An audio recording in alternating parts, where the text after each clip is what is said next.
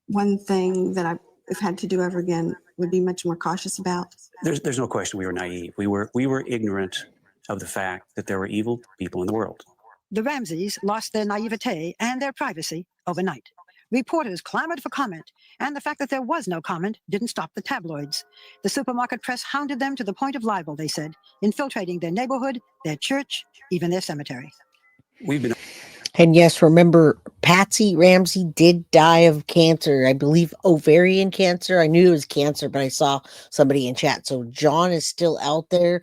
I'll say he's out there advocating, because if you watch the Netflix documentary, he definitely made sure he got into the documentary and gave his narrative of the story that happened. So that's what I'm going to say with that. If you watch it, you'll see what I mean.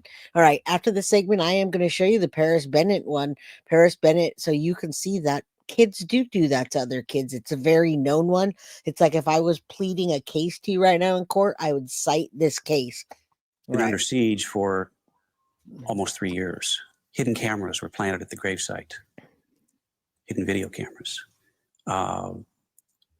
People would call on us under false pretense and say they were someone they weren't. How did you get through all this? The reports, the constant television. Barbara, I have lost the most precious thing in the world to me. I've lost my child, my little girl, JonBenet. I have been as low as you humanly can go. You can kick me when I'm down, but you can't take me any lower, because I'm hurt as badly as I can be hurt. Do you dream about JonBenet? Yes, I do. What do you dream? I dream, my dreams are so vivid that I feel like I've spent the whole night with her. And when I wake up in the morning, then I realize that the day is the nightmare, because I've had such a wonderful, lovely time with JonBenet all night long. What has this done to your marriage? I think it strengthened our love. They definitely perfected talking to the media. I'll tell you that right now. They're able to talk with a smile on their face while they're talking and not let any emotion show whatsoever.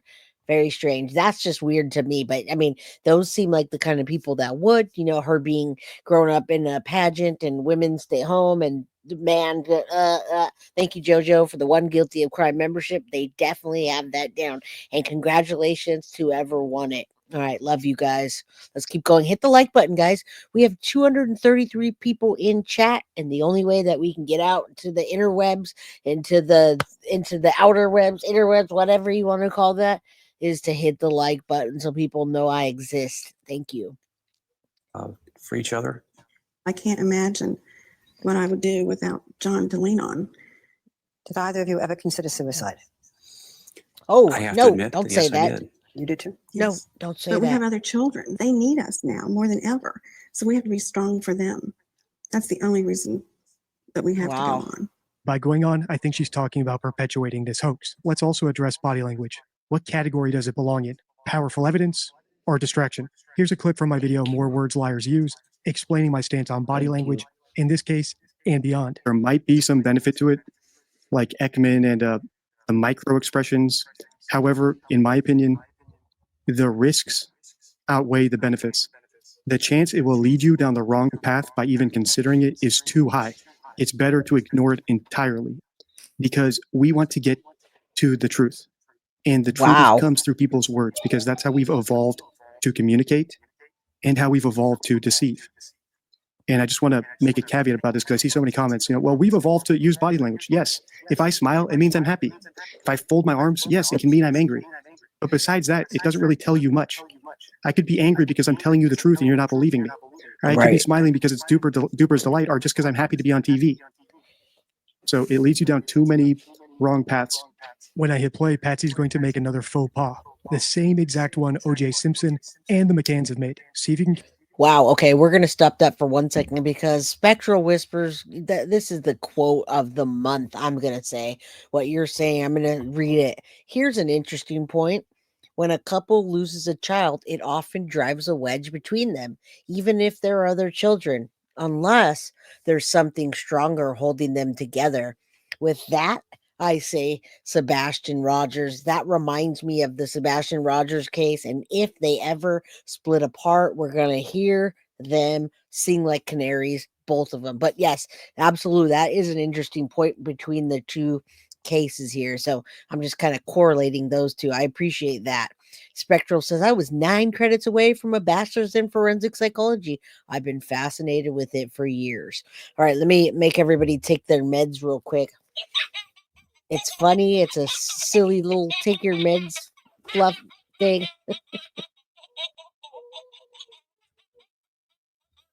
All right. Oh, if it's echoing, then I can lower that or move my I can move my you guys just have to let me know because I'm very, very very new in this computer. So let's go. I don't want to echo. Catch it. Many still question your innocence. Let me show you a piece of tape, Mr. and Mrs. Ramsey. This is the Colorado Governor, Bill Owens, October 27th, 1999, after the grand jury issued no indictment. If I could speak to John and Patsy Ramsey, I'd tell them to quit hiding behind their attorneys, quit hiding behind their PR firm, come back to Colorado, work with us to find the killers in this case, no matter where that trail may lead. What do you say to the governor?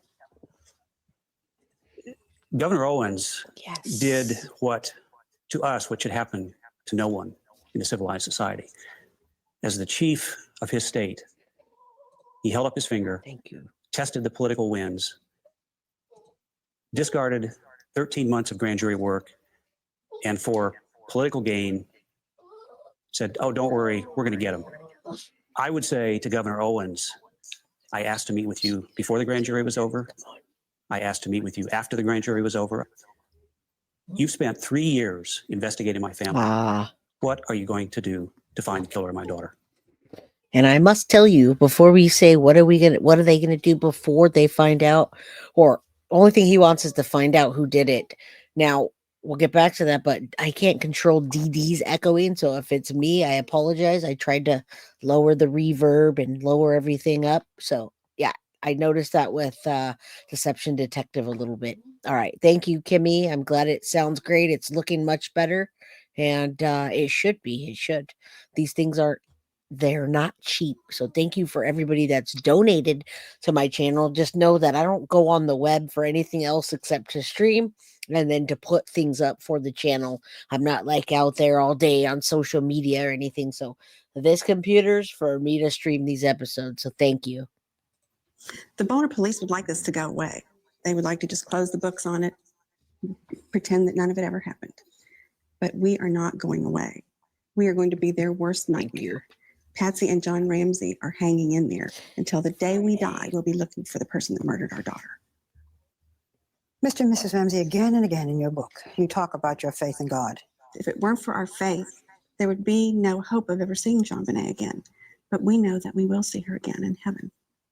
You think that JonBenet is in a better place? I would have liked to think that my arms were the best place for JonBenet to be. But she's in a place where I hope to be one day. I know I'll be there. That's so interesting. As wide-ranging as this interview was, we obviously weren't able to cover every aspect of the case. The Ramseys go into greater detail in their book, The Death of Innocence. If you have further questions, you may find answers on our website at abcnews.com, or you can actually question the Ramseys yourself because they will be available online this coming Monday at 10 p.m. Eastern Time, again at abcnews.com. As to the status of the case, Boulder Police and the District Attorney's Office tell me the investigation continues, but primarily part-time. And they say the Ramseys are still, and I quote, under the umbrella of suspicion. In the meantime, John and Patsy Ramsey continue to fund their own investigation. They say they won't consider the case closed until the killer is found. Barbara misquoted Patsy. Patsy actually said they'd look for the killer until the day they die. How did they know the killer wouldn't be caught tomorrow? Click the video on your screen now for my analysis of the first part of this interview where I answer that question. Till next time, stay true. All right, so we're gonna stop on this one. This is actually a good episode for it to have come up on, but I'm not ready for that yet. We are gonna show a quick clip of Gary Oliva so I can give you guys another perspective on this guy that's confessed to taking her life. Okay, so but before we get to that, I'm gonna show you this just so you can see what I'm talking about.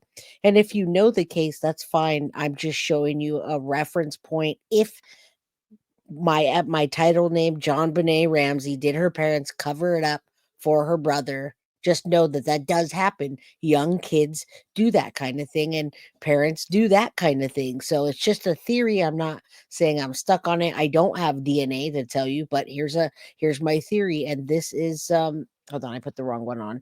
Paris Bennett did this to his sister, and the mom did not cover it up. But the reason parents do cover it up is so that they don't lose 2 children. So quickly, let's get into this. Paris Bennett admits to taking his sister's life to punish his mother. 6-minute Piers Morgan clip. Dear folks, I don't think he was much older than 9, 10, or 11. I can look it up, but look at that little guy and look at his sister. All right. So mom goes out, mom's working her job, gets a babysitter. This little kid here tells the babysitter, please go home. I got my sister covered. Don't worry about it. He goes in his sister's room, gets a knife, and stabs the crap out of her. Okay. So we're going to watch this for another 5 minutes. Just saying. He did that because he wanted his mom's attention. He was upset because his mom's attention was now all on the new baby and no longer you, Paris. All right. So that's also another possibility in the. And now when we saw Burke, I just looked at everybody's comments in the last episode with when we had Burke on the Dr. Phil show, and everybody was like, he's creepy. He has weird smiling tendencies. Something's wrong with him. Everybody had a different kind of answer, but it all came back to like, yeah, he could have done that. This guy obviously looks like a psycho, and yes, he had tendencies from when he was younger, but just take Burke out of the situation and place this guy. You saw how young he is. So with those of you that say, no way he could have done it that young, think about this guy. So Jamila, we are talking about the JonBenet Ramsey case, but I'm putting him in the place of Burke and his sister in the place of JonBenet for 4 more minutes. Or not even 4. For 3 minutes. Now that's his mom and that's him. You guys saw the pictures. That's okay that he was 13 and 6. I'm not saying that this is exactly, but what I'm saying is that happens from a young age. He was thinking about this before it ever happened. And then it happened. So you saw how little he looked. He was a small 13-year-old. He did it over jealousy. Okay. Okay, let's keep going. You can say once whatever and whatever and whatever, but look at how young that guy looks. That was the age he was when he took her life. And no, it was not an accident. He went in there, got a knife, and stabbed her and took her life. So all right, so I just wanted to give you guys a quick example. I love when I'm watching other episodes and someone will interject with another case, because I really love learning about another case. I love other cases. All right, now before I get to the next theory, well, here's the next theory. Here you go. This is Gary Oliva that claims that he's the one that took JonBenet's life. Now they're gonna do more DNA testing. They have done it, so don't just dismiss it and say no, this isn't it. This is the second theory, different perspective. This was last year, and then we're gonna get over to the interview room, who I saw someone talking about earlier. Colorado, John Ramsey was up before dawn. I was shaving, I guess, in the bathroom. And we have a back staircase from the bedroom areas. And I always come down that staircase, and I'm usually the first one down. And the note was lying across the run of one of the stair treads. And it was kind of dimly lit because it was very early in the morning. And I started to read it, and it was addressed to John. A terrifying message scrawled across 3 pages. It said, "We have your daughter." I just heard Patsy scream. I could tell by her scream that something. All right, I'm trying to fix that because I just set this up. So I have an effect mode, and then I have this other one. So if I press the button, let me know. You say the video echoes. That's not good. I don't want the video echoing, guys. So let me turn this off for a minute and see what happens. What's going on? I didn't know what. I immediately ran back upstairs and pushed open her door, and she was not in her bed.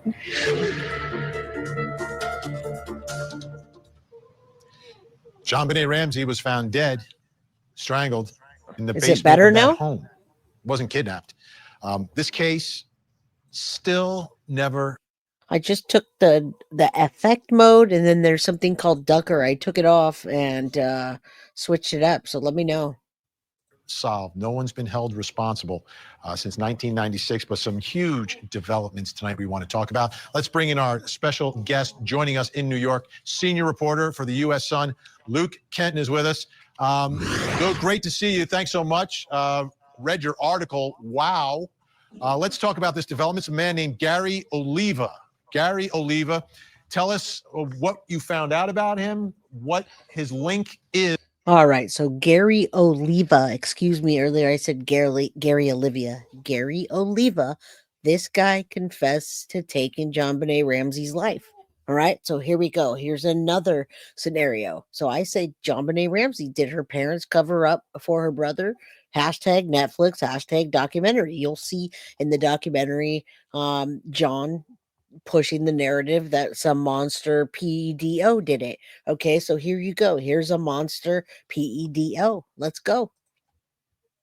Is to JonBenet Ramsey. Yeah, so Gary Oliva, first and foremost, is not a good guy. The story involving Gary kind of begins on the 27th of December 1996, when he was reported to Boulder police, because basically the night before, he'd called an old high school friend back in California, who he said through tears and could barely catch his breath, "I've just hurt a little girl." So this was on the night that JonBenet's body was, a few hours after JonBenet's body was found on December 26th. He was crying he'd hurt a little girl in Boulder, and he hung up the phone. Now his friend that was on the other end of the phone didn't know really what to make of that call, was obviously concerned, but couldn't get any information out of him. It wasn't until the next day that he went on the front porch, picked up the newspaper, and saw the news that a 6-year-old girl had been killed in Boulder, Colorado. He immediately calls the Boulder Police Department, reports the call from the day before, and then 3 months pass, he doesn't hear anything, and he calls the tip line again, reports it to Boulder Police, doesn't hear anything again. Fast forward 19 years later, Gary Oliva is in prison for child pornography offences and confesses in a series of letters to the same person that he called that night, claiming to have killed JonBenet by accident. This is unbelievable. I mean, this is did police ever talk to this man in California? I mean, he is claiming to have gotten a call before this story is even in the news from this guy. All right, so we started off talking about how long this case has been, DNA that's coming out, going to be tested again. There's new DNA. And then we had the second theory, and we showed what can back that up. Now we're looking at the next theory of Gary Oliva, and we're going to show what backs that up and what he did. He told the police they didn't do anything. And this is the guy, the monster, I believe, that the parents are talking about. This is the kind of monster that they're talking about. Now, many people think there was a PEDO ring there in Colorado. Certainly there could have been. Back then you couldn't go on people's cell phones and find text messages. All right, some people think it's a cover-up. Yeah, so hours before it, made headlines across the country, he said, "I've hurt a little girl," and he's in Boulder. And bearing in mind at the time, this guy was living, was associated with the property about 13 houses away. He was getting his mail from a church, 13 houses away from the Ramsey family. And the tip, like I said, wasn't followed up upon immediately by Boulder police. At the time, they were zeroing on either Patsy or John Ramsey being responsible for JonBenet's death. It wasn't actually until 4 years later when he was arrested on the campus of the University of Colorado in Boulder, with pictures of JonBenet in his bag, a poem that he'd written to JonBenet called Ode to JonBenet, and he was also found with a stun gun. And that was kind of a crucial development for investigators because over the course of their investigation after the first few months, they kind of theorized that perhaps that she was subdued with a stun gun prior to her death. So that's when police started looking at Gary, which was 4 years later. Yet nothing seemed to come of it all. Was he, and my understanding, there's a photo of him or images of him at a vigil for JonBenet as well? Yeah, that's right. So this vigil took place on the year anniversary of her death. So that was on Christmas night. I believe that was held a short distance away from the Ramseys' home. And that picture that we published was actually taken by private investigators hired by John Ramsey, who were investigating Gary at that time, believing him to be a very credible suspect and certainly somebody that's capable of committing such a horrific act. The Boulder police wouldn't look at Gary for another 3 years after that.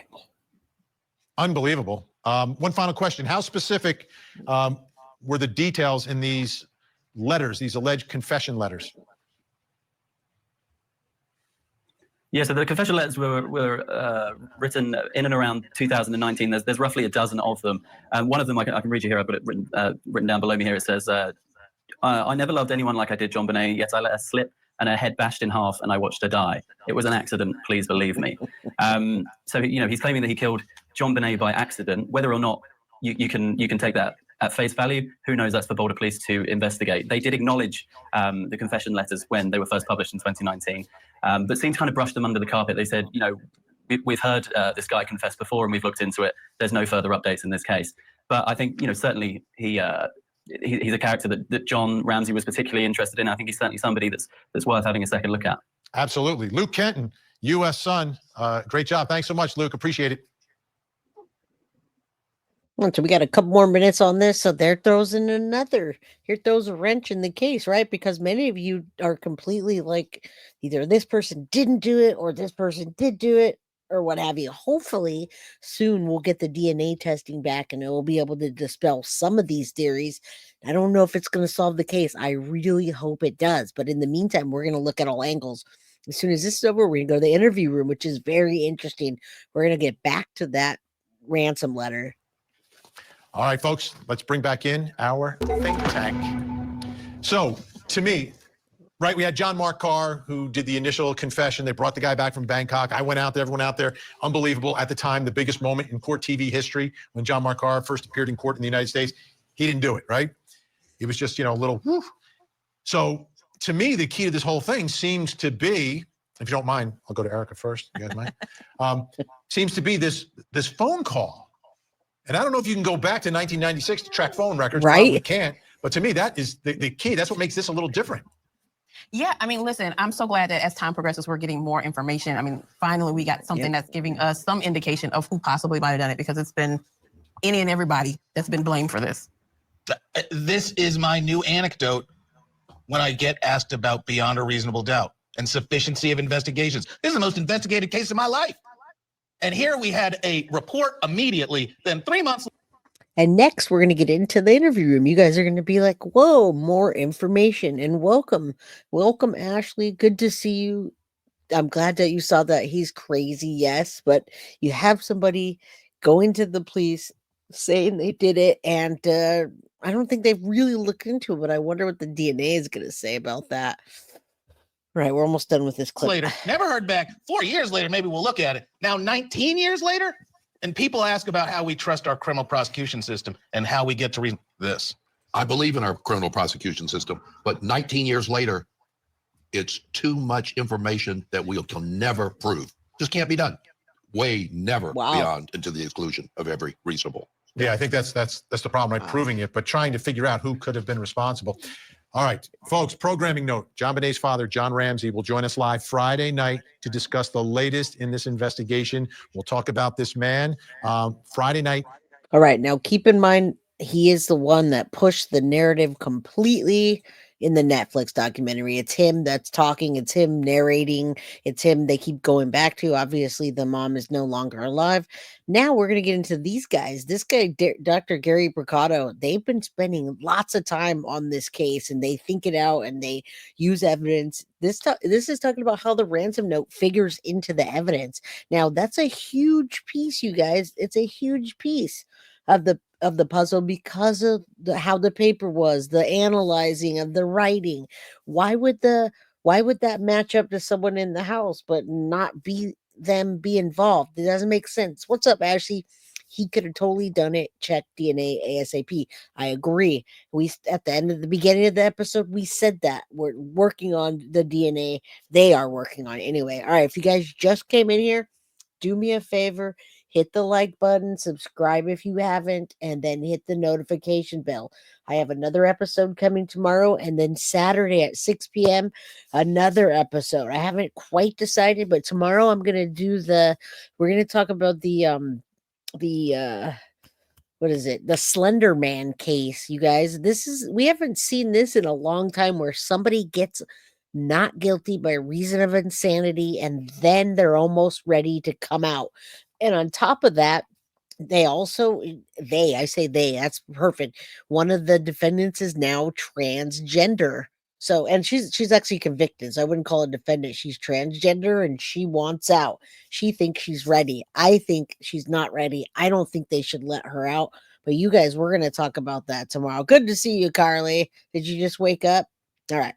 Check sub was on the kitchen counter. Check stub. All right. Let's listen up on this one for a little bit. As you can see, Dr. Picado's in the house. Once again. All right, let me go. And if you don't know who he is, poll out there right now. As you come in, you probably saw it. Do you think this case will be solved by DNA? It's going to be curious. Right now, it's an 80-20 saying yes, 20% saying no. So at the end, I will give you the verdict from the court of public opinion. Now, a little bit about Dr. Gary. Those of you who have been with us for quite some time and those of you who are just subscribing, we're grateful. Just all we ask is one thing: hit that subscribe. All right, yeah, do that. Schizophrenic, and that it is plausible. He's just some very strange guy insinuating himself into the story, but we did think that he certainly has. Okay, so now we're talking about him again, Gary. All of how do you say that? Oliva. It's not Olivia, it's Oliva. Excuse me, Gary Oliva. We're talking about him again. That's why I showed you that clip of Gary Oliva, so you know who that guy is that's obsessed with JonBenet Ramsey. And now we're going to bring the conversation to here and talk about the ransom note. Was that ransom note for him? If he's from him, if he's the one that confessed, Has to be looked at. I think DNA will help. But anyway, so take a look at that. You can find it. I think it's about to be reposted on YouTube any day. You're in episode 2.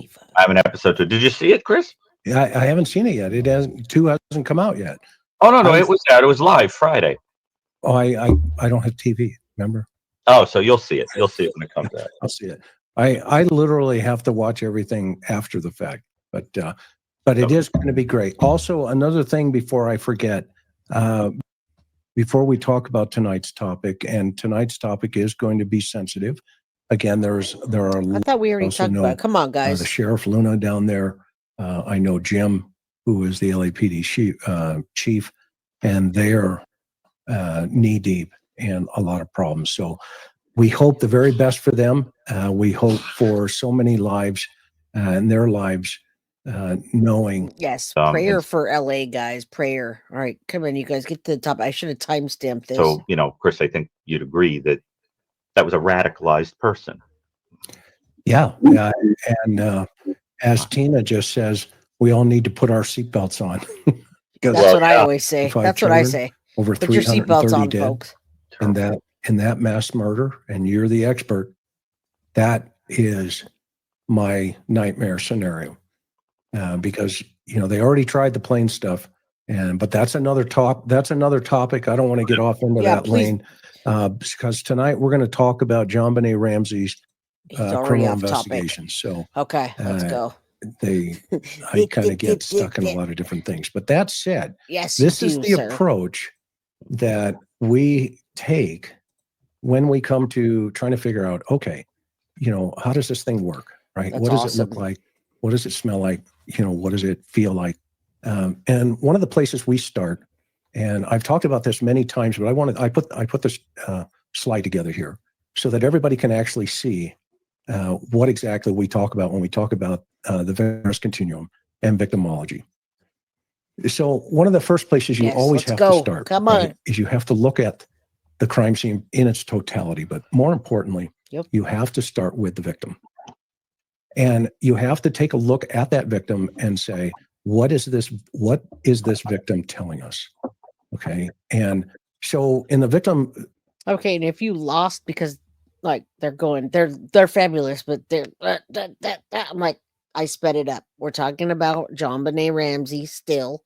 And right now we're doing the victimology continuum, and they're going to drop some really good information using the evidence to find out if they think or what they think happened to JonBenet, and then interject the evidence that is the ransom note into it. So there we are. We're up to speed with that.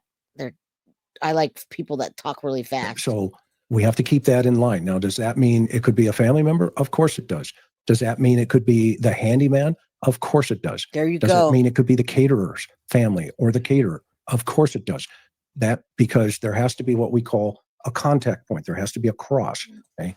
And that's why I think the second scenario where the girl, months later was actually assaulted in her house, that offender was contacted.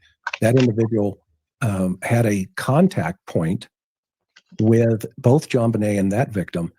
Now, remember, someone was talking about that earlier, so I hope you guys are still here listening, because somebody said that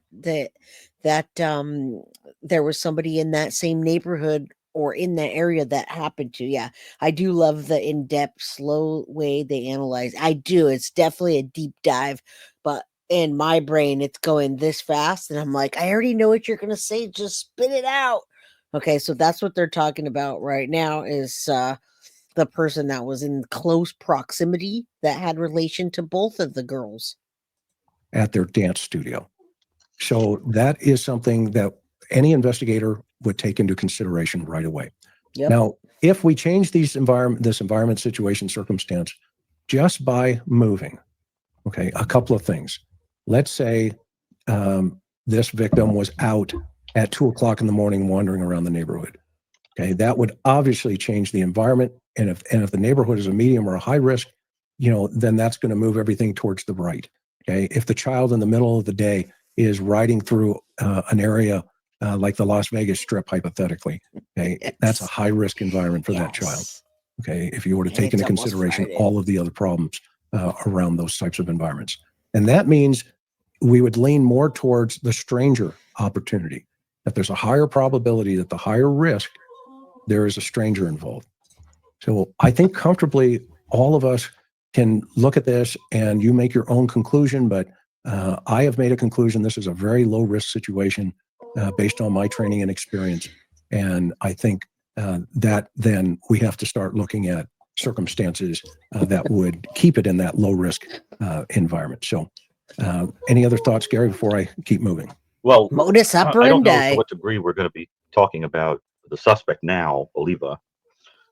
But what I learned in preparing for the appearance on Court TV was that because of his kind of poverty situation, he was basically living 10 blocks away from them, and I think had some involvement with the church. I think they might have been helping him out or whatever.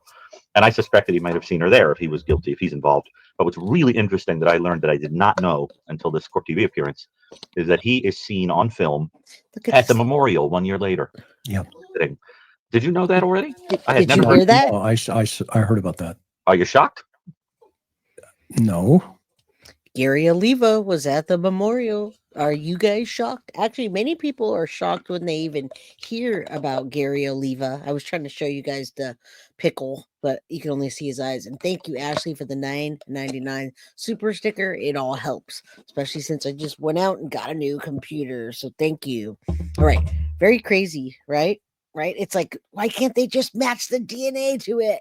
Why? DNA will tell all. Right. Now, even if he's not guilty, come here. It's very interesting behavior. It certainly, at the very least, suggests somebody obsessed. Oh, right. But I don't think that can be dismissed. That's very odd that a person with a history of crime against children who's served time and everything would have this obsession. So I think at the very least we're seeing that. But I just think that timeline is really interesting, and living only 10 blocks away, and the fixation on her, and of course saying he killed her, I think definitely warrants being looked at. But we've got to talk about problems with that suspect that make it a little difficult to.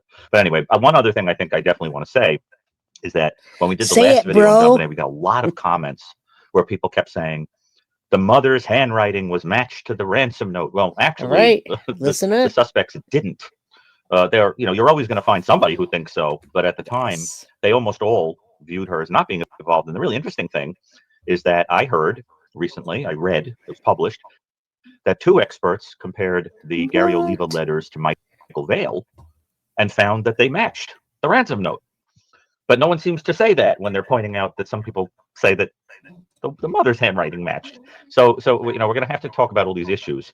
But I think tonight, if I'm not mistaken, we're going to get into the content of the ransom note, what it tells us about the person, right? Right. And we're going to talk about motive, right? MO is the behavior which is necessary to successfully commit the crime. And then we're also going to talk a little bit, just a little, about signature. And signature is that behavior which goes beyond the actions necessary to successfully commit the crime, right? And I know. All right, so we're getting into everything that we should have gotten into. Well, we couldn't have got into it for the hours that we've done before because we just weren't in depth with that yet. Now you know. I hope you guys know all the information, all the people that are the players in this, what evidence there was, the autopsy. Many people didn't even know about Gary Oliva, so that's surprising. She just showed up at my feet, you guys. I looked down and she was coming up to me. All right, she needs a brushing, but hey, it's okay. I still love her. All right, Bowie, let's do true crime together. Sure, those are. I know. Tell everybody who these are: the Happy Face, Zodiac, and the Raider, and Dennis at the top. Yeah, so, yeah, that's Keith Jesperson, the Happy Face killer, who that became the signature because of the way letters were signed. Because he's a they called him the Happy weirdo. Face killer. Zodiac, we don't know why he got that symbol, but the theory is it came from the Zodiac watch, which had the north, south, east, west symbol on it that looked like a gun snipe. And so they think that's where that came from. And but he put that on his letters. And of course, I just love watching you get animated. Once you saw the signals, you were like, oh, I know what they probably were. got the letters. Well, I do from a couple of these people. Yeah, I know. And by the way, everybody, which just reminded me, if you have not seen our New Year's Eve celebration we had together with everybody, go back and watch that. It's a 5-hour long. All right, let's get into the evidence. Can guys. I say yet?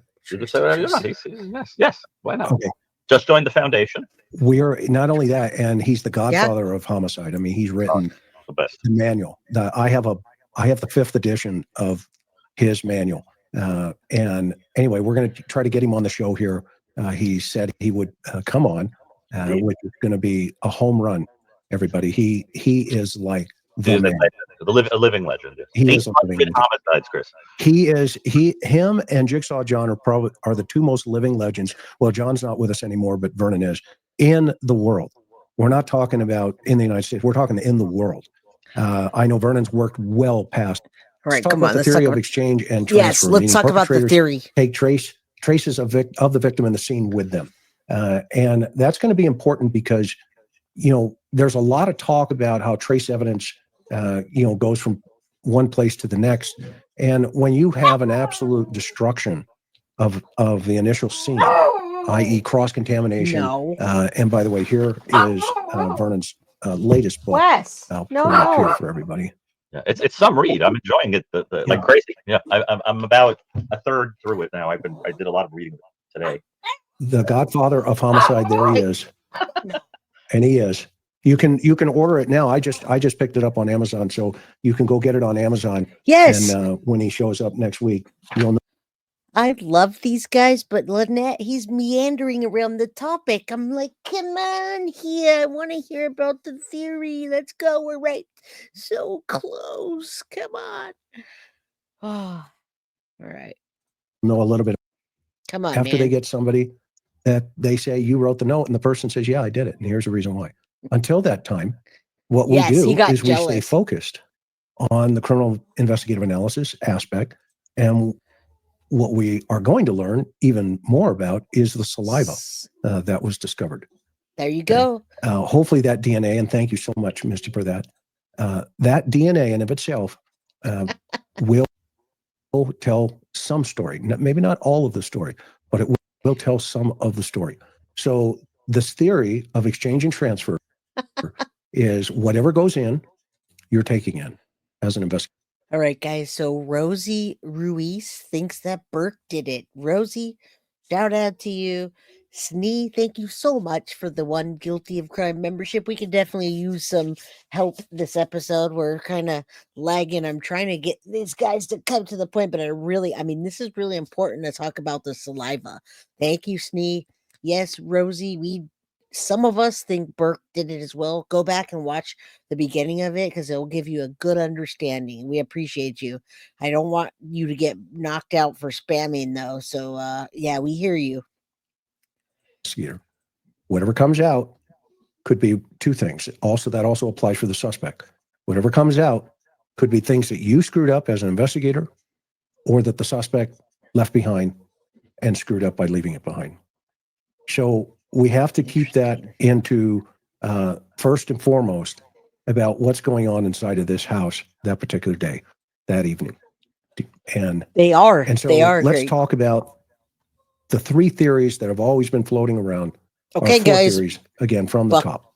Buckle up. First of all, one of the other reasons I want to have Dr. Bricado here is I want to talk about the we did a whole thing on the murder weapon a couple of weeks ago, where his expertise and others have come to the table and say, you know what, this is kind of a sophisticated weapon. So let's talk about 9-year-old at the time, Burke. Let's talk about it. Come on, talk, please. And why, tell me. Hypothetically, the theory, and correct me if I'm wrong, Burke allegedly does this. Okay, here it is, guys. To his sister, hit her in the head with something, a bat, a golf club. There's a variety of different types of weapons. Okay. And that the parents discover her and decide, okay, it's time to make the move to save our other child. Okay. We've lost one. We need to save the other. Okay.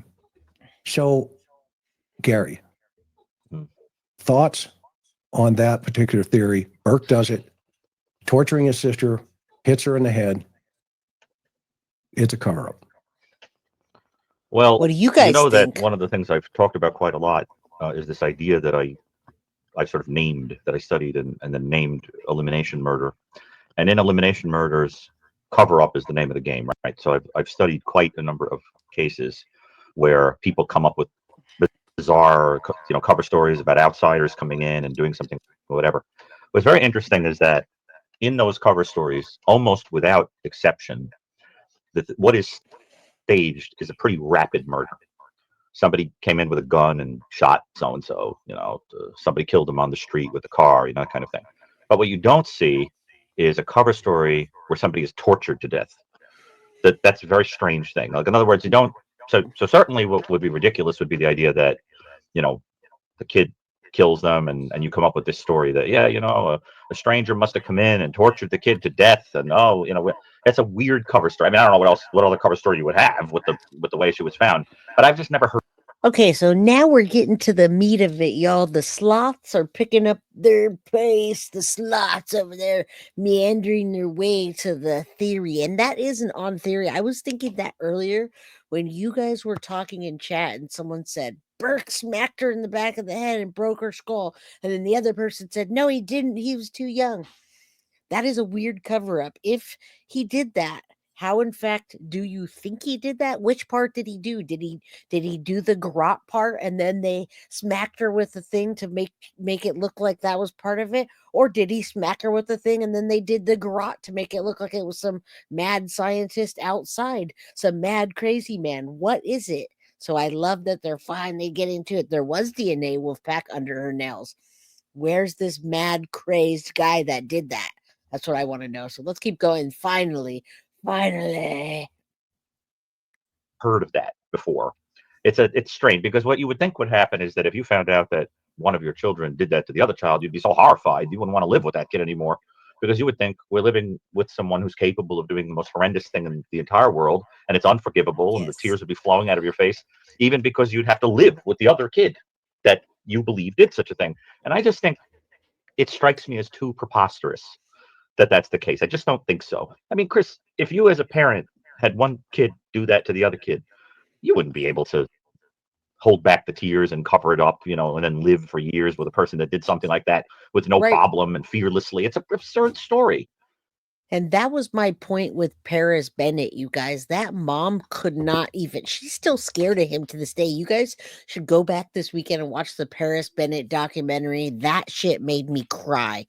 I watched the whole thing and it made me cry because I felt so bad for the mom, and she's still scared of him to this day. She has another kid. She doesn't want him to do with anything with that kid. All right. So that's an interesting take on this. Yeah, I might go a little faster. These guys, love you guys for your thoroughness and the life that you've lived and the leisure that you have to talk slow, but I don't have that leisure. And, as Judge Judy says, if it doesn't make sense, it isn't true. Well, it doesn't make sense. And I don't know if you agree with me, but that scenario has always struck me as very bizarre. And I don't think so. What I think is it makes a lot more sense. Oh, and by the way, there's also the absurdity that 9-year-olds don't know how to make sophisticated torture instruments. You know, and where would you have even learned about such a thing? You know what I'm saying? I mean, that's the other thing. So do you agree with those points that it's sort of absurd on the face? It lacks a kind of face validity just looking at it? Well, yeah. I mean, this has been, you know, in the environment for 30 something years. And, you know, there's this idea that says, well, he must have, you know, done it. And because of the pineapple and, you know, maybe he got mad, blah, blah, blah. Okay. But again, I think everybody has had this is my opinion. And by the way, I gave this opinion to Lou Smith years ago. As you know, Gary, I was asked to get involved on some things. I said, okay, what's the opinion, bro? A 9-year-old boy, if he gets mad at his sister, let's say he does whack his sister in the head. Okay. Now you have this whole sophisticated cover up to the point where they're going to leave the baby in the house, call the cops, and put this whole thing in motion with a fake ransom note from this bogus kidnapping allegation. Okay. There it is, guys. No, I'm here to tell you, okay, the reason why this case isn't solved is because they've never ever seen any parents or any kind of case close to this where that's been a scenario pattern or a fact pattern. Okay. Because if Burke did it, which in my opinion he didn't. You hear that? The parents come in and they say that, you know, she's half alive. Well, why not save her? You know, it's like the idea of, well, they wanted to save one child, so they came in with this, you know, this crazy theory of, you know, the father, the mother writing the note, the father. All right. So do you hear that? So I think some people that were here at the beginning of the show that didn't want to hear Deception Detectives mumbo jumbo and me spitting it out, I wish they were still here because I wanted to get to every part of this. We're hitting another angle now. We hit one angle, two angles. Now we're at another angle. I like to hit all angles so we can figure out which makes the most amount of sense. That being said, I'll play Chucky and then I'll go again. So this was from JoJo.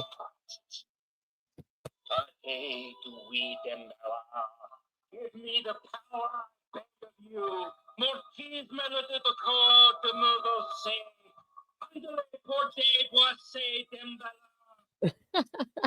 All right, let's go. I'm glad you're here, RL. There's a couple other people I hope are still here. You know, choking the child, you know, post-mortem. But the problem that everybody is not looking at is what the autopsy report says. Agree. And the autopsy report clearly states there's petechiae evidence, not only in her eyes, but on her chin, or excuse me, on her cheeks. Yep. That means she is alive. So if she's alive and the parents knew that, okay, then you're right. That's a whole different can of worms. But they're not doing it to cover up to save their other child. That's one theory that just doesn't make any sense at all. It doesn't match the realistic experience of, you know, having known people who have children and how they act if they're healthy people. There you go. It just doesn't make sense. Yes. And I mean, we hear, well, you know, Burke was a Cub Scout or a Boy Scout. He was a Cub Scout at the time. You know, he's 9 years old. He would have been going into what they call Weeblos. Okay. And so those types of things where you got to go, well, wait a minute. Okay. Does it make sense? Is there a logic as an investigator? And Gary and I are only approaching this from the criminal behavior analysis aspect. We're not saying we have the answer. Okay. So if you're upset that, you know, in the chat that, you know, you're demanding, you know, righteousness. Okay, fine. Yeah. See, I'm glad they're saying this because we start with one theory and move our way to others. Hey, these guys, they know what they're talking about with the evidence they've done and the thoroughness they've done. Doesn't mean they're right. It doesn't mean when the DNA comes back, it's not going to be one of the things that they're talking about. None of us really know what's right because it hasn't been solved yet. Hey, don't get yourself timed out though, because it's not worth it. Well, Chris, I think we also have to point out that if you look at the work of people like Burgess and Hazelwood and so forth, it's very clear that the kind of person who would use a garrote to torture a child to death is somebody for whom aggression, fantasy, and sex have become merged. And that's a post-puberty thing. That's what you would expect to happen in somebody who was older, where they have now achieved puberty, and there's that weird blending of, I mean, unless you talk about, are there people who go through early puberty? I mean, I really don't think it makes sense that a 9-year-old has gotten to a place in life where sex is being merged with those needs. And there would be things present in the person's life that are consistent with somebody who feels powerless and a need for domination and control that takes that scope in puberty and onward. The age at which people begin to do these things is conspicuously after puberty for a reason. And so again, it's illogical if you know anything about these kinds of crimes. And so, I mean, wouldn't you agree, Chris? That's a sex crime, right? Post-puberty thing. Yeah, I'm glad you pointed that out, Doc, because that that is another piece of this puzzle that. All right, so I want them to tell us what they think. Now I know that they're going to get to that, so hang in there. Is it echoing anymore? Because if it is, I want to make sure I know what it is. Anyway, let me know in chat. Makes sense when you think to cover up from the inside. It makes sense a bit. It didn't make sense to me at first that it would be Burke, only because I was like, he's way too young to be that demented. And then I realized Paris Bennett and other children that have done that. Paris Bennett is crazy, so that stuck out to me, that whole psychopathic thing. It's possible. It's possible. Thank you, Lynette, for letting me know. Thank you, Snee. This case is severely mishandled from the get-go. Many people say that. Many people say that. We all want it to be solved, right? We need to always keep in mind. And, does he respond differently as a kid? Well, yeah. Okay. And, was I wearing a Superman cape? When I was 8, 9 years old, I could have been. I know I was playing Army when I was 8 years old, and 9 years old, and I was a Weeble. Okay, I was a Cub Scout at 8, 9, and 10. And you know what? I also wore, back in the 60s. Okay, what's your theory? Let's go. By the way, Chris, I also learned There they are. just to make reference to the interesting question of Gary Oliva, who, let me be clear, I am by no means convinced, was a slam dunk as a suspect. But I found it fascinating to learn that he had a strange addiction to stealing people's art supplies. That is very interesting. I mean, what a peculiar obsession, right? Well, and he's an artist. Yeah, but isn't it an odd thing to have a fixation? If you're going to go into somebody's house and take something, art supplies? Well, I could see if you're homeless or poor and you need them or something, but that has more of a fetishistic quality to it. And when I was reading about what's been published about him, I said to myself, art supplies? Has anybody connected that to the fact that a paint stick was what was used, in the assault on this child? So that's really interesting. It really is. Wouldn't you say? Yeah, Yeah. I mean, I mean, it won't surprise me at this point. It won't surprise me either way. Okay, so scenario number, or now that we've got this scenario, I think, and this is Gary and I talking now. It's Gary, do you feel comfortable 100%? It's not going to be the kid, the brother. Absolutely. I'm just going to take a quick breather for a second for something, but yes, I think that's an absurd supposition. Okay, so I agree with that. Okay. And then that leads us more into also the other thing I would take it away is because I can't see him leaving her like this, but more, I think one of the pieces of evidence that really has been overlooked specifically has been the duct tape over her mouth. Damn. The father pulled it off and they said, yeah, there were fibers that were consistent, with the type of garment that, mom was wearing. There was fiber consistent with, a pair of boots, et cetera. But the problem is all of that, first of all, the roll of tape has never been recovered. They thought it came from behind a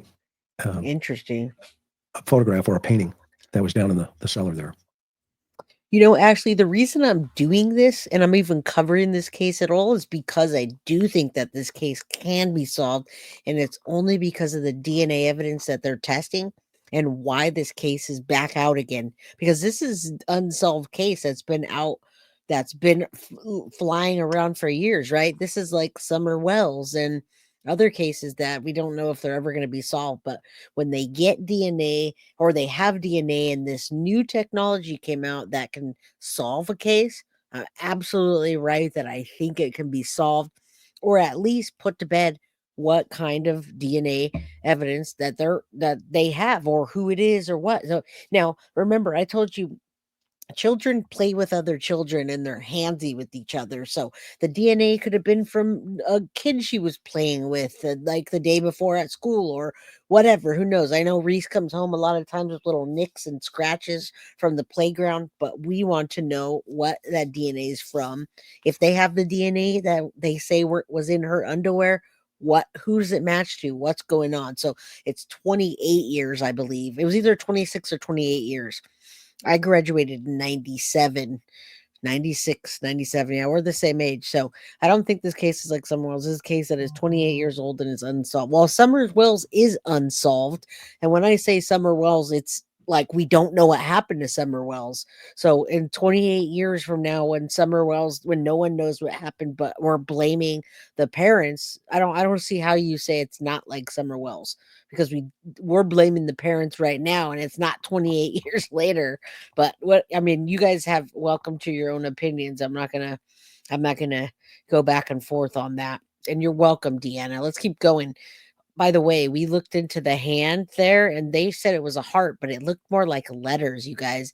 It looked like an E and an S.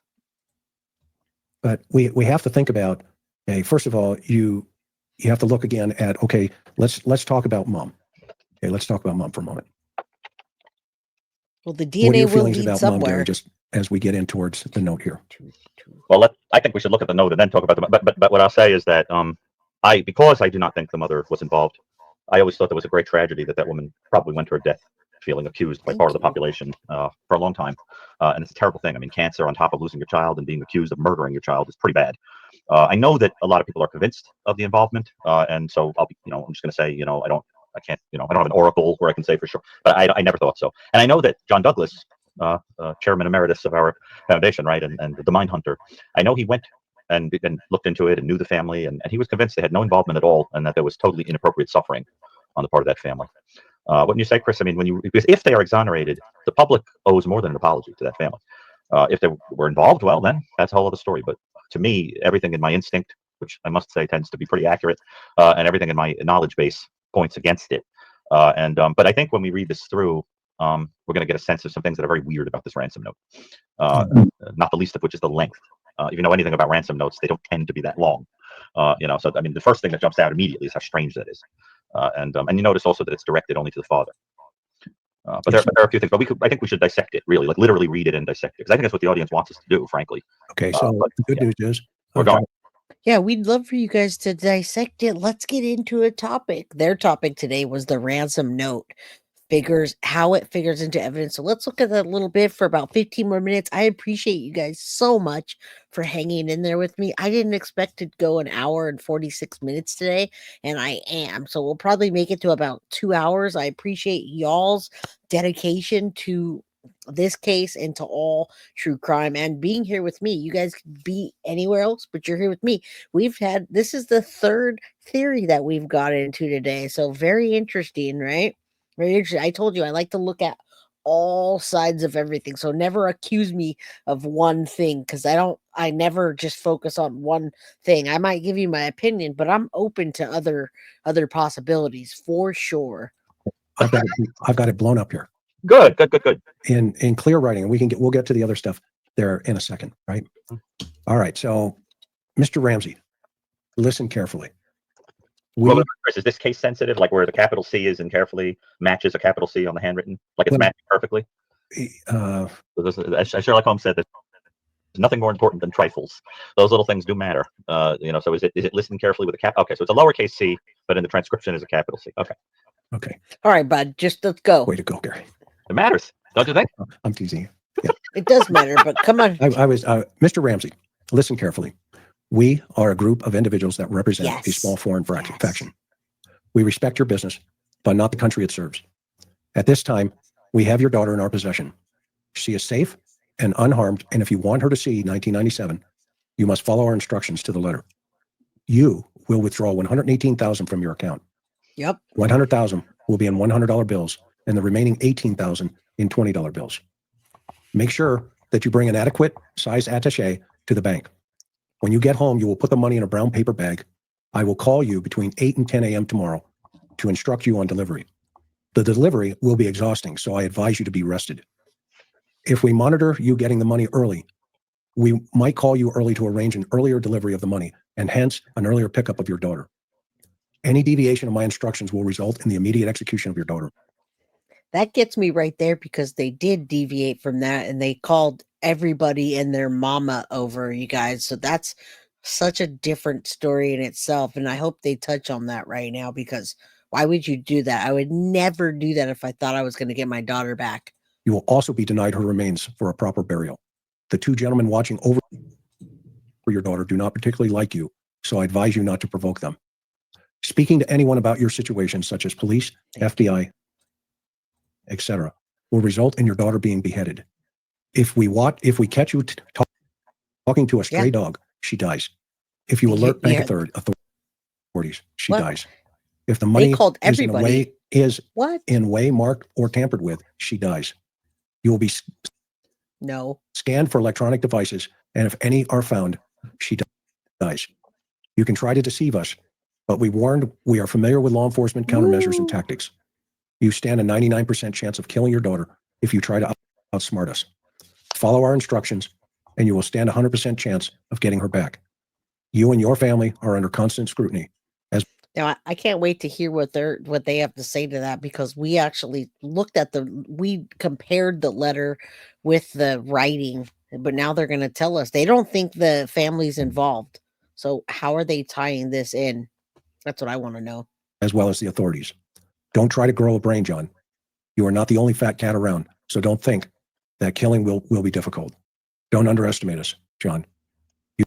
Use that good Southern common sense of yours. It's up to you now, John. Victory. SBTC. All right. Okay, Well, tell us what you think. First of all, there are a few things that are very weird about this message. I mean, I think you'd agree. But like I said, the length is very odd. And the sense I always had about this letter was that it was, first of all, it does have a sadistic tone to it, which would be consistent with somebody that tortures a child to death. It's very cruel. You know, we're going to behead your daughter. It'll be your fault. You know, if you try to do something to save her, you'll have to live with that. You know, that kind of thing. And so I think you do get the sense of a sadistic character already. I think you'd agree, Chris. It's mean spirited, and it goes beyond we just want the money. You know, it seems to toy with a person. So I think already you've got something consistent with that, and it's also extremely controlling. You know, specific obsessional instruction, excessive detail. You know, everything's been thought of, and yet it's sort of dopey, because the purpose of this seems to be to create the false impression that one is a foreign faction, which one might view as a compensation for the truth that one is a very local loner. If you were a very local loner and you were trying to fib and throw attention away from yourself, you'd become a big group that was foreign. And so that already you have somebody exaggerating strength, trying to seem like the weakness of being a pathetic loner is not present in them. And so, you know, we're part of a group. Also interesting is the fact that this was not written by an imbecile. For example, the word attaché has an accent on it. That is not a word that the average imbecile would write correctly. And I always thought that was very interesting. It suggests somebody who's at least a little educated. I also thought that the amount on the ransom request is extremely specific. It suggests someone who knows something about the fact that, for example, I know this is commonly said, but that Mr. Ramsey was getting a very specific bonus. They seem to have some kind of inside knowledge of that. I think is interesting. And also the SBTC has always interested me. I know there was a theory at one point. Somebody did a lot of digging and figured out that the only place they had ever heard that before was that it stands for Saved by the Cross. It is an acronym. Well, it's not really an acronym. It's an abbreviation. An acronym has to form a new word, like scuba. So it's an abbreviation. All right, what happened here, guys? That shouldn't be happening. Come on. Well, I want to hear your. I love what you're saying, and I'll weigh in there in a second here. But I think it's important for the audience to kind of understand that what you're saying here, if I understand correctly, and keep me honest here, is that this note is also almost sadistic in nature in terms of. Absolutely. Yes. Okay. Unnecessarily sadistic. Okay. Help them go a little bit deeper with why you're saying. Well, hold the text back up, and so you remember, I always say that the essence of evil is the extra, the unnecessary, right? Like when we look at kidnap cases, I know people say kidnapping, but he's supposed to say kidnap. In kidnap cases, the difference between the sadist and the person that's taking the kid for other reasons, like pure financial gain or SA, is that the sadistic individual they do something a little extra. There's torture of the individual, there's cruelty, there's writing notes to the family and boasting about what you did, calling up like Rex Heuermann, supposedly did, saying I killed you, right? So when you read through this note, you see the mocking quality and you see the little extra that isn't necessary, right? So if we just read just a little bit, once you get past the money, one of the first things that I noticed, Gary, up here, whoever this note writer is writes the word possession. Yeah, right, exactly. He's a control freak. Absolutely right. And if you get down to the part where it says any deviation, technically speaking, this note could have ended several paragraphs before, right? Because you've already made your financial demand and you've said who you are and what you want and how to follow the instructions, right? But then you start spilling into the personality stuff that isn't necessary. In fact, the more this person writes, the more incriminating it is, the more time they're wasting sitting there, the more this is all unnecessary. This is all FBI said it took 21 minutes to write this. Well, there you go. I mean, dopey, right? So that's when you start getting into the high risk. So this thing of basically saying the execution of your daughter would be your own fault because you didn't deviate, right? And then that thing, we would deny you a proper burial. That's a very cruel thing to say to a person, right? Then the thing of going out of your way saying these people don't particularly like you is interesting. Then you go down a little bit and you say, not only would we kill her, she'd be beheaded, right? If we catch you talking to a stray dog, she dies, right? If you do this, you do that, she dies. So now you're also seeing the controlling aspect of the person. Like you are basically a marionette. You're going to do what we say. If there's even the slight, or I say, if there's even the tiniest bit of deviation, you're going to have to live the rest of your life with. And notice it. Now, I just took off the booster, guys. Holy crap, listen to this guy's painful. Yes, Zach. Yes, I love these guys, but I'm like, come on, I need to get to the point, and I'm trying to adjust the audio because it can't be there. It can't be the other person's audio without being at me because I'm streaming their audio. So it might be the Google booster. I got a different booster, a different Chrome booster. I just turned it off. So let me know if it's echoing. Sweetie said it was echoing, but other people are saying it sounds good. So if it's echoing, it's my fault because I'm the one streaming it. So I just need to know. I turned off the booster and I might have to get a different one. All right, I'm gonna fast forward a little bit. I'm trying to hear what he's saying. What is he saying? What are you saying, Todd? What's your conclusion? Them with something, and they become a fantasy object. He then gets this bizarre idea in his head, whoever did this, that he's going to consume and own this child, isolate them and do whatever. And he starts studying the house, studying the people there, figuring things out, but he gets some of the facts wrong, right? He gets some of it wrong. He's trying to patch it together with whatever he could do. And then goes in there, my guess is, goes in there with the intention of making this ridiculous story up and dragging this kid off and keeping them and doing God knows what. Okay, Starts indulging the fantasy, either because the kid is putting up a fight and he says it's now or never, or he just can't control himself. And the next thing you know, she dies. And I think that this is the kind of person who will say, I really didn't mean to. I wanted to possess her forever. I didn't want to kill her. And that's what I think. I really think so. And the notion that story would be twisted into one in which a member of the household does this and then writes this letter to cover it up is weird because it's such a rambling, odd message. They could have written one paragraph to throw everybody off the path. Interesting. And there's a little bit of I thought something wrong with the structure of thought here. That the intensity and length of it is odd.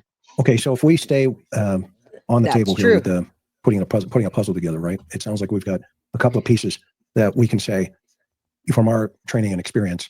Number one, if the theory is, she wet the bed, etc., mom goes off and somehow accidentally kills her, then there's this whole other thought process that says, well, okay, let's write this note, let's use this garage, let's make it look like it was something other than just whatever, right? Mm-hmm. And one, she's dressed in soiled, urinated clothing. They find her in that. So must have been pretty scared. Yeah, she was. I can't imagine what was going on there. Number two is, let's go ahead and set the note down at the bottom of the stairs. So when I wake up, everything, i.e., that's her story, I come down to the stairs and I discover the note that I wrote. And within 10 minutes, we need to get the parents in here, or excuse me, the cops here, because we know they're going to foobar this so badly that they'll never pin it to us, okay? But they'll just dance around the circle here. And then we also have to take into account that at some point, tape was placed over her mouth. Okay. To keep her quiet, I'm assuming, because she was alive while being strangled.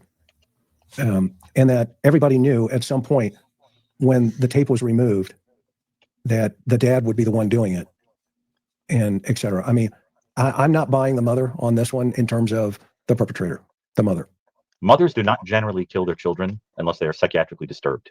Very unusual. There are elimination murder cases, but it is a rarity. Usually mothers who kill their own children have lost it. They have postpartum. They have gone through some kind of major stress, financial stress. They think they can't take care of the kids. There's been infidelity and they sort of snap, that kind of thing. That you don't, mothers don't torture their children to death. It just doesn't, I mean, there are cases, but rare as hen's teeth, as they say. Well, I always found it odd that if Burke, based on what the court of public opinion had had put the weight on that kid, that poor child. Why didn't she kill him? Or at least have evidences of abuse as well? Because this isn't something that you do once as a mother. Right. You would definitely be a repeat. Yeah. In this case, we have a body and it was tortured to death.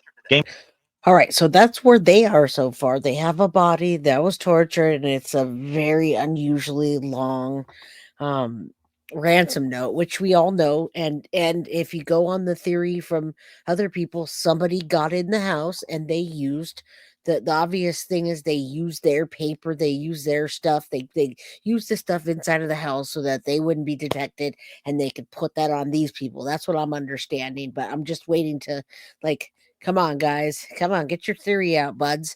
God, so brutal. It is very brutal. That doesn't seem to make sense for the mom, dad, or Burke. Right. None of that makes sense to me either. I just haven't been able to put together in my head how it's somebody outside of the house. That's my problem with this case. And hence was some Patsy said a lot multiple in a row. I never hear anyone I know say certainly not write it. Interesting. Look at the who can tie not like those ones. Yeah, that's the whole thing. That's the whole thing. Right now we're looking just at the letter. So Game changer. That's outside the house. And to me, it's immediate that would be my interpretation. And I think, Chris, if God forbid they do find remains of those other two children, we'll be able to say a lot more. It was an outsider or an insider. I mean, do you agree with that? I think the DNA on this case is going to speak volumes. There's a ton of places they can get DNA, an absolute ton of places. You could get it off of her clothing still. You can, I mean, there's just so much they can do with the Francine Bardole, you could do it. Yeah, with the theory as far as they've gone right ahead. Right. But do you agree with my point, though, that in those other cases, if a body were found with a garrote around their neck, we'd have a very different way of thinking about it. Absolutely. That's to an outsider, right? So that's the whole thing. So to me, or if somebody in the family had a history that had advanced to the point where that was kind of a part of the game. Right? But there's no such indication. There's no history of it. There's no history. And I think that's what some folks are missing. Maybe they're focused so much on just this letter, and then they say, okay, well, they're trying to stick a watermelon through a keyhole. Well, you have to be focused on this letter because it's a huge piece of evidence that wasn't obstructed by someone outside of the house that we know of, right? Because this gives me the whole Murdoch vibes. When Murdoch took his whole family out, now he's a convicted red rummer, right? He goes in there, takes the shotgun, uses 2 different shotguns, wipes out his family, and then he calls every lawyer, every friend, every person he knows over to contaminate the evidence. So I keep seeing, I don't see any outside evidence. I only see inside evidence. So if it were someone on the outside, they did a damn good job of making it seem like an inside job. No, I don't think that the parents covered this up for Burke and then staged it and said, here, let's make a garrote so we can make it look like that. And let's use this inside, pen here. And we won't find her until tomorrow. We'll pretend like it's a ransom note and we think they took her. If we wait until tomorrow, a lot of the evidence will go away and they'll think they didn't catch this person. So none of it makes sense. And I think we need DNA we need the DNA and the progressive DNA test to help solve this. Because how could Patsy have written this letter but not be involved? That makes 0 sense. All right, Zach, I haven't seen you around here, but I'm going to assume that what you're writing is genuine. Also, all quotes from movies. They have movie posters and suspense books all over their house. Interesting. Welcome. Cody Visconti finally caught alive. Welcome to you. Don't forget to hit the subscribe to all notifications so you get them, okay? All right, let's keep going. And the housekeeper, you say Linda wrote the book. She specifically mentioned certain words and phrases she remembers Patsy saying. Fat cat was something some grandma used and hence. Right. All right, let's keep going. Just for a little bit longer, guys. Saying, okay, well, the mother must have written it. Well, why? Because you have some experts saying she did, but then over here you have other experts saying she didn't. I mean, you have this mixed bag. I mean, that's an investigator's job to sit back and go, okay, well, are they both right or are they both wrong? What's the deal here? Because if it's a stranger and the stranger wrote it, and we won't find that out until you sit the person down in the interview, and the person goes, had you all fooled? Okay, I wrote it. Okay, I mean, look what's happening in Koberger's case today. The defense is attacking all of his experts, or all the people's experts. Okay? So that's what they do. That's their job. Okay, and so this is going to be the same thing. And if you look at the sophistication of this, versus the letter, this is why I keep saying, let's not leave this and jump to the letter. Let's take the note and put that over on the side of the table, like I said the last time, as the pretzel. Yeah, but we have to look at both of them. And when I look at both of them, you guys, what keeps coming in my head is that there were more than one person involved. That's what comes into my head when I see this. When I see the letter, and I see the garage, and then I hear about the golf club and the hitting of her head. I don't know about the stun gun thing because I looked at her autopsy, and to me, it didn't look like a stun gun. But then again, it would have to have been a bruise before her life was taken because of the way it looked like a bruise as well. Again, I don't, I'm not studying autopsy, so what do I know? But I saw, and I have the autopsy on Patreon, and I've looked at it. And so when you put those two pieces together, it just equals more than one person. That's all I can say. I can't say, Patsy was jealous of her daughter, so she's the one that did the garrote and took the paintbrush and then wrote the letter. But the dad did. I don't know. I can't break it down for you because I don't know. John Douglas is the OG. If he says the parents weren't involved, I believe it. Good job, against all logic. There you go. We have 3 different theories in one episode tonight. Let's listen a little further because it takes them a little while to get to anything. It's her pen, so it must be her. Okay. Well, yeah, here's a thought. When Elizabeth Smart was kidnapped, folks were saying, "Look, Ricky's not your guy. Ricky is not your guy." They went in, they kicked that guy's, trailer park. He's a registered sex offender. They did press conferences about him. They did everything. Everybody else was saying, "Look, there's a problem here in River City. Let's go back to the house. Let's see what happens." And then all of a sudden, Elizabeth's sister goes, "Oh, I remember who it was. It was the maintenance man, the painter guy."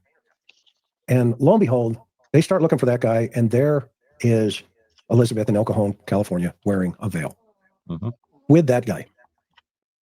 This is such a low-risk situation. It is going to be somebody that had access or had a contact point with that family. That is not going to be rocket science. Okay, so that's our theory, guys. That's what I'm saying. It's unnecessary. Unnecessary extras. The only people who do unnecessary extras are people that do those things because they must, psychosocially, that they get psychosexually. That's why you do it. Otherwise, you don't bother. You just do what you're going to do practically and get out. And that's the giveaway, that this is somebody motivated by something that is not pragmatic in their mind. It's fantasy oriented, and that immediately starts eliminating.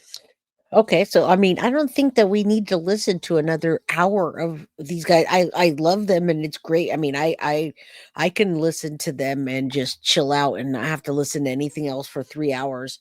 But 3 theories that we have. I don't know why it's going slow on my end. Yeah, Marissa. So that's their theory too. That's their theory. We started off with Patsy and John. And then we moved to Burke. And then now we're moving to an outside intruder.